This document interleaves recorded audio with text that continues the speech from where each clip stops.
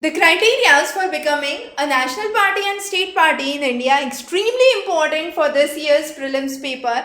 Now, national party criteria we have covered in a separate lecture. There are threefold criteria and any one of the three criteria must be fulfilled.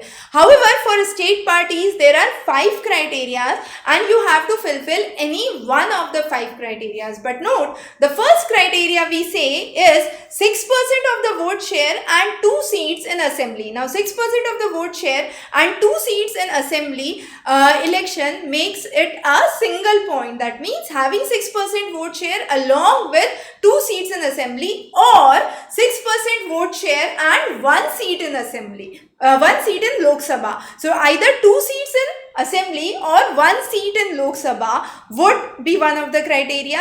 Then another point is 3% of the seats or 3 seats, whichever is more in assembly elections. So either getting 3% of the seats or 3 seats or 1 of every 25 seats from the state in Lok Sabha elections or at least 8% of the total valid votes in the assembly or the Lok Sabha elections. Any of these 5 criteria, if fulfilled, then that party is eligible to become a state party in India.